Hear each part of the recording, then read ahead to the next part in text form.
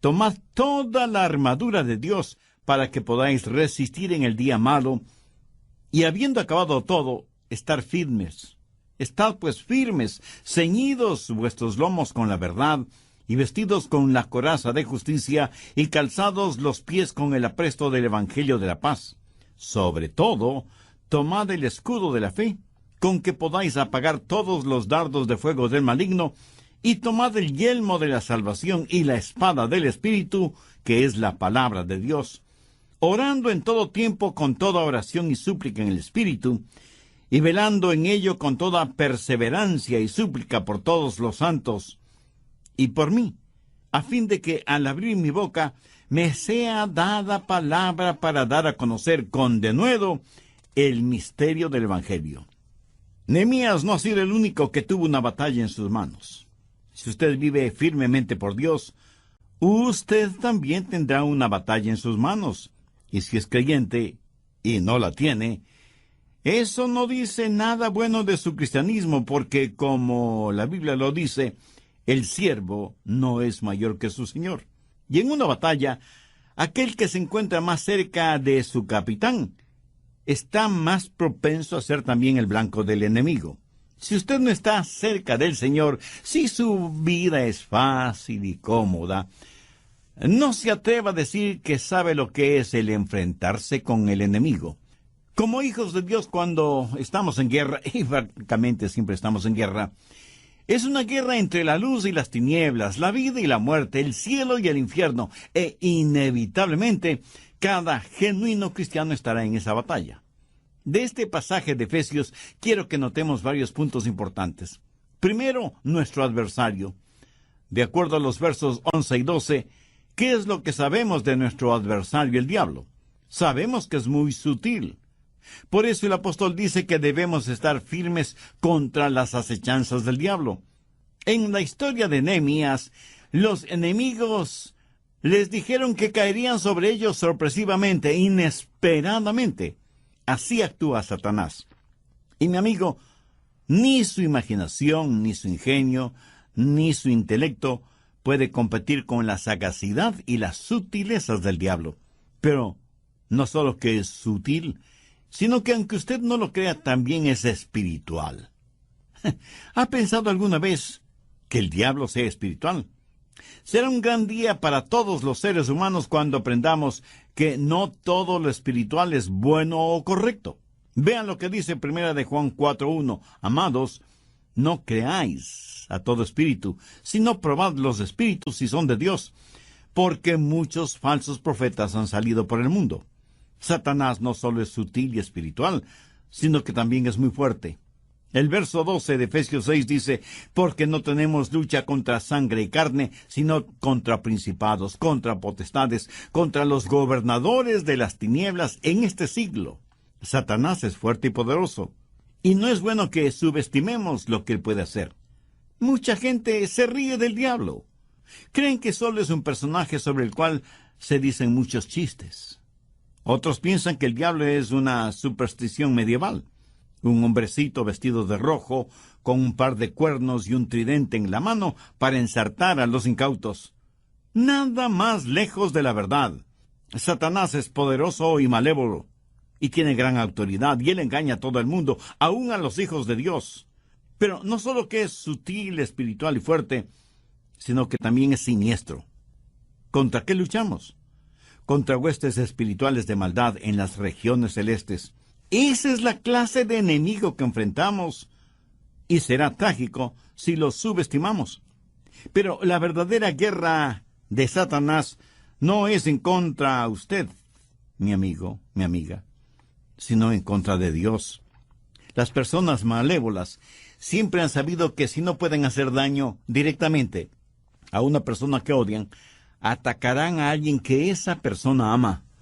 Satanás está tratando de atacar a Dios, pero como le es imposible el atacarle directamente, le ataca a usted, porque Dios le ama a usted.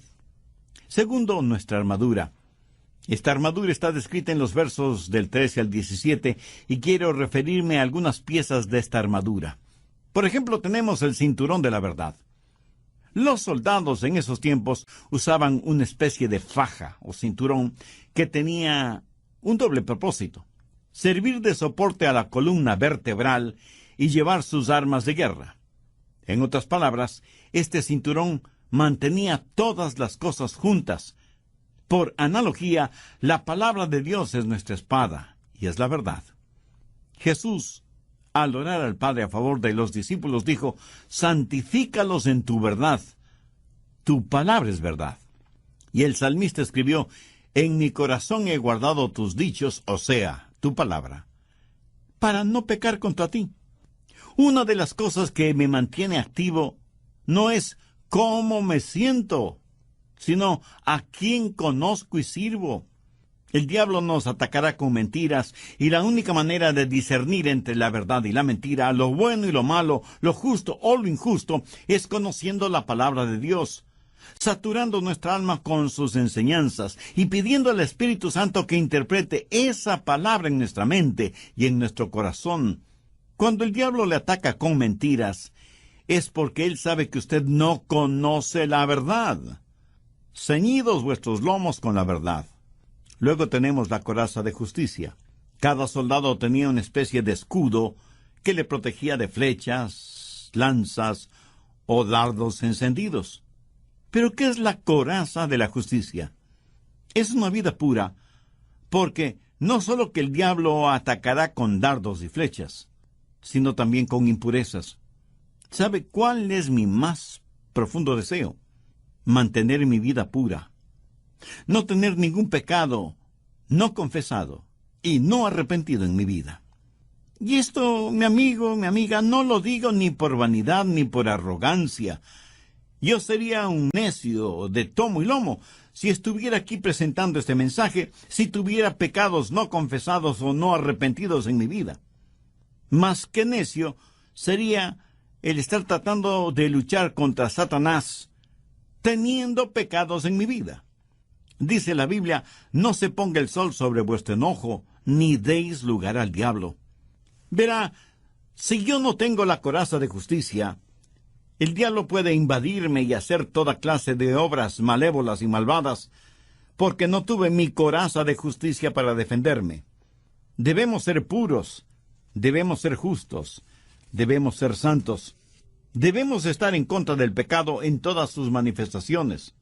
Si usted no trata con severidad al pecado, le aseguro que el pecado le tratará a usted muy severamente.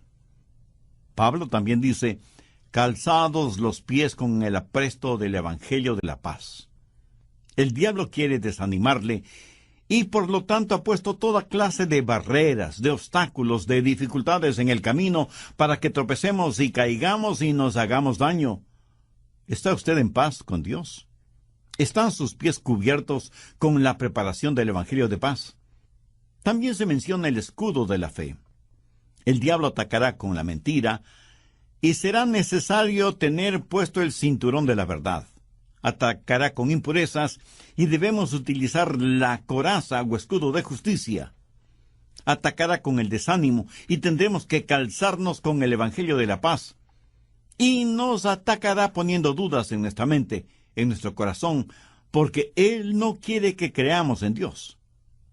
Por eso, desde las primeras páginas del Génesis, Él corrompió con dudas la mente de Eva, y desde entonces jamás ha dejado de hacerlo. ¿Cómo vencer esas dudas? Con el escudo de la fe. ¿Y dónde se consigue esa fe? Es Dios quien la otorga. Usted no puede obligarse a creer. Usted no puede ni comprar ni fabricar la fe. Dios ha dado a cada ser humano una medida de fe. Esa fe le permitirá a usted quitar de su vida el pecado. Espere en Dios y en el Señor Jesucristo, quien es el autor y consumador de la fe. Y debemos ponernos el yelmo o casco de la salvación, lo cual significa la constante libertad que Dios nos da. Cuando usted está así protegido, Satanás nada podrá contra ese impenetrable yelmo. ¿Confía usted en el Señor Jesús? Tiene absoluta seguridad de su salvación. La última pieza mencionada en la armadura de Dios es la espada del Espíritu, que es la palabra de Dios. Esa es nuestra armadura. Bien, con toda esta información como trasfondo, quiero hablar ahora de nuestro ataque. Verá, nosotros no debemos estar a la defensiva, sino a la ofensiva. No debemos ser vencidos por lo malo, sino más bien vencer el mal con el bien. Hay una guerra espiritual y nosotros debemos participar en ella. ¿Cuál debe ser nuestra estrategia ofensiva? Veamos Efesios 6:18. Orando en todo tiempo con toda oración y súplica en el Espíritu, y velando en ello con toda perseverancia y súplica por todos los santos. Ahora escuche bien lo que voy a decir. La oración no es estar listo para pelear. La oración es en donde está la batalla. La oración es la forma de luchar contra el enemigo. Una vez que usted se pone la armadura de Dios y ha visto a su adversario, está listo para la ofensiva. Y el ejército del Señor Jesucristo marcha en las rodillas. Y la razón por qué algunos creyentes no están ganando es porque ni siquiera se presentan para la batalla. Ni siquiera saben dónde está la batalla. La batalla está en la oración. Y eso es lo que dice Pablo. Después de ponernos la armadura de Dios, nos dice cómo luchar. Permítame ilustrar este punto. Vamos a Éxodo, capítulo 17. Los israelitas estaban saliendo de Egipto rumbo a la tierra prometida, pero un hombre malvado, Amalek, quiso oponerse a que ellos vieran cumplidas las promesas de Dios en sus vidas. ¿Qué hizo Moisés al respecto? Bien, veamos Éxodo 17, comenzando con el verso 8. Entonces vino Amalek y peleó contra Israel en Refidim. Y dijo Moisés a Josué: escógenos varones y sal a pelear contra Amalek. Mañana yo estaré sobre la cumbre del collado y la vara de Dios en mi mano. E hizo Josué como le dijo Moisés, peleando contra Amalek. Y Moisés y Aarón y Hur subieron a la cumbre del collado. Ahora quiero que ponga atención a lo que acontece desde el verso 11. Y sucedía que cuando alzaba Moisés su mano, Israel prevalecía. Mas cuando él bajaba su mano, prevalecía Amalek. Y las manos de Moisés se cansaban, por lo que tomaron una piedra y la pusieron debajo de él, y se sentó sobre ella. Y Aarón y Hur sostenían sus manos, el uno de un lado y el otro de otro. Así hubo en sus manos firmeza hasta que se puso el sol, y Josué deshizo a Amalek y a su pueblo a filo de espada. Y Jehová dijo a Moisés: escribe esto para memoria en un libro, y di a Josué. Esto fue muy importante para Dios. No era algo incidental, sino fundamental. Y di a Josué: raeré del todo la memoria de Amalek de debajo del cielo. Y Moisés edificó un altar, y llamó su nombre Jehová Nisi, y dijo: por cuanto la mano de Amalek se levantó contra el trono de Jehová, Jehová tendrá guerra con Amalek de generación en generación. Pregunta: ¿en dónde se peleó esa batalla? ¿Fue en la cima de la montaña o en el valle? La historia bíblica dice que fue en la cima de la montaña. Ahí, cuando Moisés levantaba sus manos, Israel prevalecía. Cuando Moisés bajaba sus manos, Amalek prevalecía. Manos levantadas hacia Dios en oración. Moisés intercediendo por su pueblo. Puedo imaginarme a Josué en el valle con sus soldados, preguntándose por qué Moisés no bajaba y les ayudaba en la pelea. Pero asimismo, puedo imaginarme a Moisés, que sabía que su parte en la batalla era estar en oración. Porque la oración es una batalla, y esto nunca debemos olvidarlo. ¿Es usted una mujer o un hombre de oración? ¿Tiene una relación personal con Dios por medio del Señor Jesucristo, como para acercarse a Él confiadamente en oración? ¿El diablo quiere evitar que oremos? A él no le importa ninguna otra cosa. Ni cuánto dinero tenemos, ni lo importante que nos creamos, ni las cosas aparente buenas que hacemos? Escúcheme, el diablo se burla de nuestros planes, se ríe de nuestros esfuerzos, pero tiene miedo de nuestras oraciones. La batalla está en la oración. No somos más fuertes de lo que es nuestra vida de oración. Ninguna iglesia es mejor que la vida de oración de sus miembros. Se dice que el diablo, cuando tiene reuniones de estrategia con sus demonios, les dice: muchachos, eviten que esos cristianos oren. Si podemos lograr que dejen de orar, siempre les venceremos. Pero si ellos oran, siempre nos vencerán. La batalla está en la oración, y la oración es una batalla. Cuando usted se pone la armadura de Dios, lo primero que hace es orar, levantar las manos santas hacia Dios para luchar contra el maligno. Por favor, busque en su Biblia el libro de Daniel, capítulo 10, verso 10. Daniel ha estado buscando conocimiento, entendimiento de Dios. Un hombre de entendimiento ora, y cuando ora, recibe entendimiento. Daniel quería saber algo de los planes de Dios, porque quería ser parte de sus planes. Y ora pidiendo a Dios revelación, sabiduría. Y algo extraño le sucedió a Daniel cuando oró. Bien, leamos Daniel capítulo 10, desde el primer verso. Y he aquí una mano me tocó, e hizo que me pusiera sobre mis rodillas y sobre las palmas de mi mano. Y me dijo: Daniel, varón muy amado, está atento a las palabras que te hablaré, y ponte en pie, porque a ti he enviado ahora. Mientras hablaba esto conmigo, me puse en pie temblando.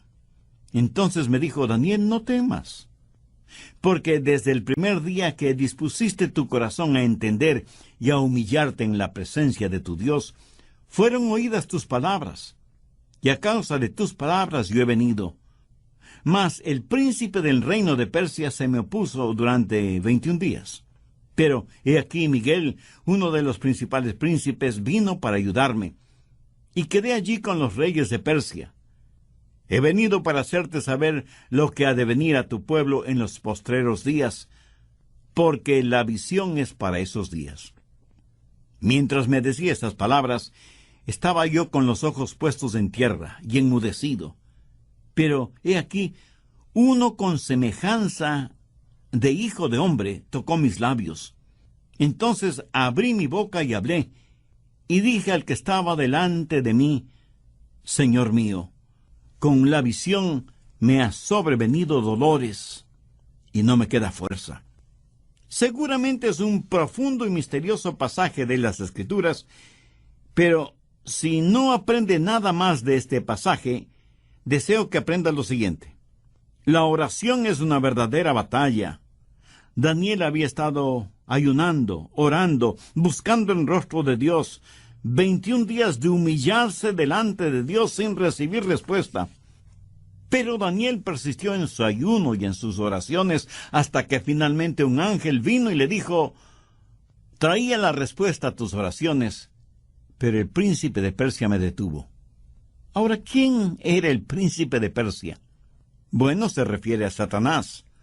Muchas veces, el poder detrás del trono en los gobiernos de este mundo es el mismo diablo.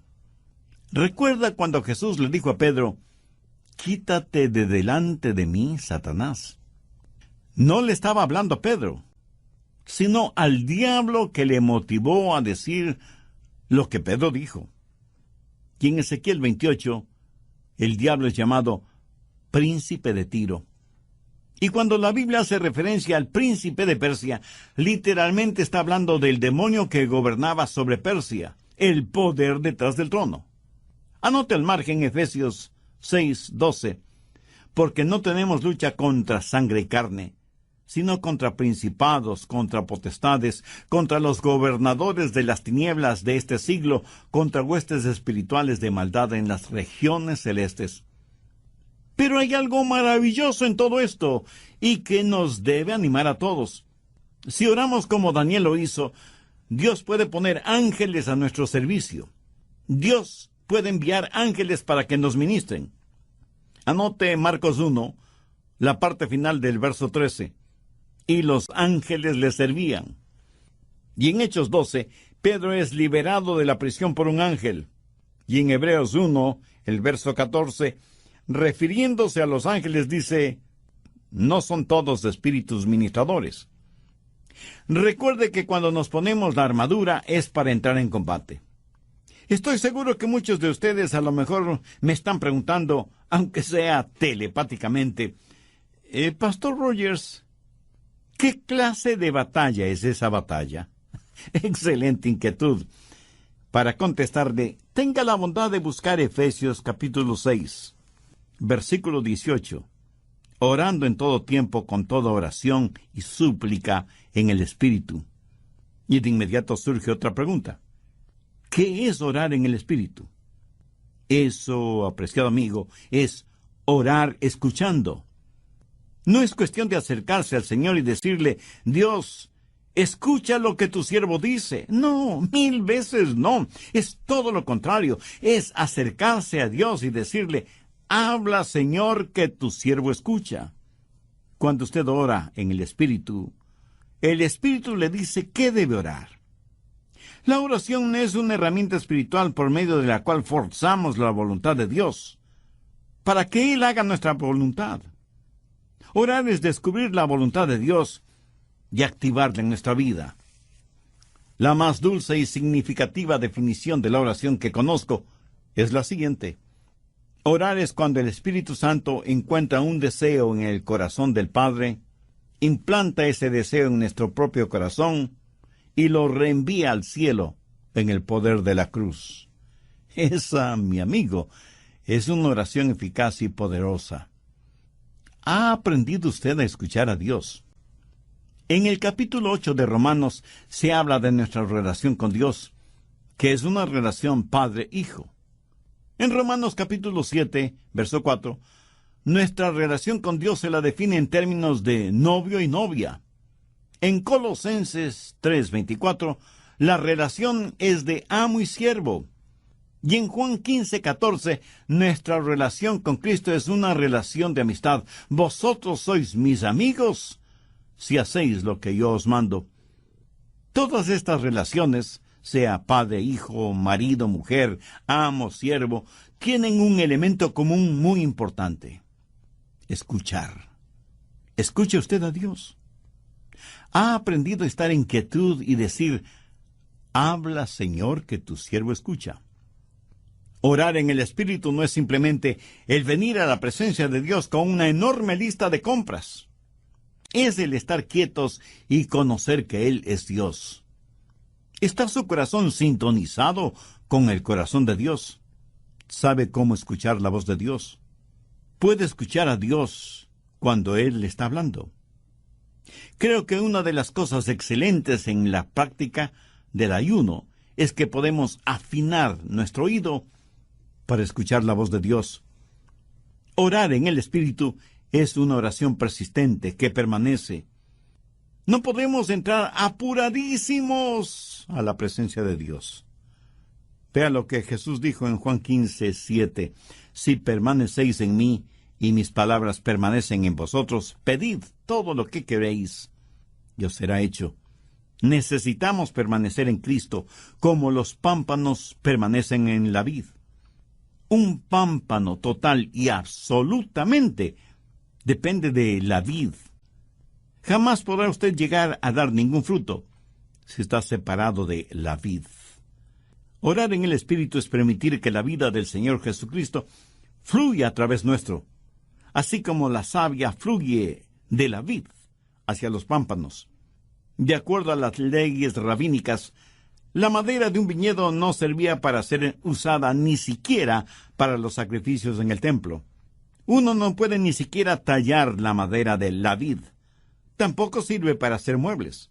Se podría decir que esa madera no sirve para nada. Para lo único que es buena es para que el pámpano permanezca en la vid. Y si es que no sirve ni para eso, es necesario cortarla y quemarla. Y esto no lo digo yo porque sea muy inteligente. Esto lo dijo el mismo Señor Jesucristo. ¿Sabe usted que mientras vive aquí en la tierra, Su único trabajo o negocio es permanecer en la vid. Si no es así, con todo respeto le digo que usted es bueno para nada. No debemos tener ningún otro propósito sino el permanecer en el Señor Jesucristo. Entonces la oración en el Espíritu es la oración que sabe escuchar y la oración que permanece, pero la oración en el Espíritu es también la oración que ama. Otra vez, veamos Efesios 6:18. Orando en todo tiempo con toda oración y súplica en el Espíritu, y velando en ello con toda perseverancia y súplica por todos los santos y por mí. ¿Qué es lo que está diciendo Pablo? Oremos los unos por los otros en la misma forma en que nos amamos los unos a los otros. ¿Y qué es lo que dijo el Señor Jesús al respecto? En esto conocerán todos que sois mis discípulos, si tuviereis amor los unos con los otros. Si usted se da cuenta que sus oraciones son egocéntricas, tenga la seguridad de que esas no son oraciones guiadas por el Espíritu, y por lo tanto no tendrán ningún poder. El Espíritu Santo quiere darle espíritu de intercesión.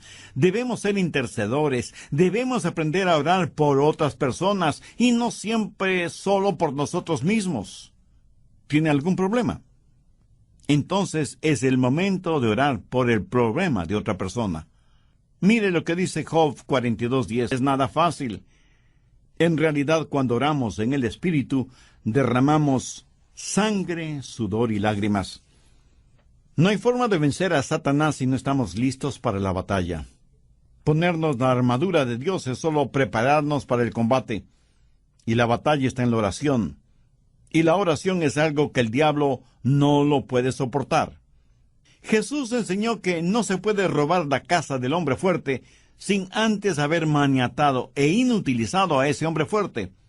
Y la única manera que nosotros tenemos de inutilizar al diablo es por medio de la oración persistente, que no se conforma con un no por respuesta.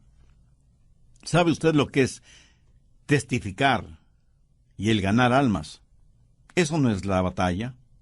Eso es sencillamente salir a recoger los resultados de la batalla. La batalla se la gana en nuestras rodillas antes de ir a la batalla.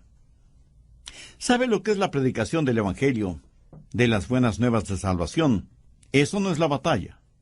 Son los resultados. La batalla se la gana o se la pierde aún antes de empezar. Es la oración. La oración en el nombre de Jesús es el ponerse la armadura de Dios y pararse firme frente a las acechanzas del diablo. ¿No le parece que este es un buen momento para agradecerle a Dios por su palabra? Yo le agradezco a Dios por el honor y privilegio de haberle entregado a usted este mensaje de la palabra de Dios, que es un mensaje que me lo he predicado a mí mismo, porque debo confesar que no soy siempre fuerte y firme en mi vida de oración. Y este momento en mi corazón oro porque Dios, por medio de su Espíritu Santo, nos enseña a orar, nos haga verdaderos guerreros de oración, para que podamos interceder los unos por los otros, que aprendamos a agonizar los unos por los otros. Debemos orar a Dios para que siempre nos conceda la victoria, primero sobre nuestras propias debilidades, y luego nos conceda para nuestras necesidades. Permítame hacerle una pregunta muy personal. ¿Cómo está su vida de oración? Aunque en realidad lo que debo preguntarle primero es, ¿tiene usted una vida de oración? ¿Tiene una relación personal con Dios por medio del Señor Jesucristo? Y a lo mejor usted me pregunte, pastor, ¿qué tiene que ver lo uno con lo otro? Pues todo. Si usted no ora, puede ser por algunas razones. Aunque es religioso, cree que la oración es solamente para los momentos de apuro, y se justifica usted mismo diciendo que no hay que estar molestando a Dios para todo. Si no ora, revela que es un ingrato porque no agradece a Dios por todas las bendiciones y la protección que le otorga todos los días de su vida. Otra razón para que usted no ore es que se cree muy autosuficiente, que usted todo lo puede y lo sabe, y que en realidad no necesita a Dios, a menos que sea en casos de emergencia. Mi amigo, si usted no tiene a Cristo en su corazón, ese es un caso de emergencia para su alma. Y si usted no tiene esa relación vital con Jesús, de ninguna manera va a orar al Dios que no conoce. Usted puede recibir al Señor Jesucristo en su corazón ahora mismo. Sin la intimidad de su ser, ora la siguiente sencilla oración. Señor Jesús, mi vida de oración hasta ahora ha sido prácticamente inexistente, porque no he tenido una relación espiritual e íntima contigo. Sé que soy pecador y que merezco tu juicio, pero vengo a pedirte misericordia, no por ningún mérito propio, sino por el sacrificio que tú hiciste por mí, que tú hiciste por mí, que tú hiciste por mí, que tú hiciste por mí.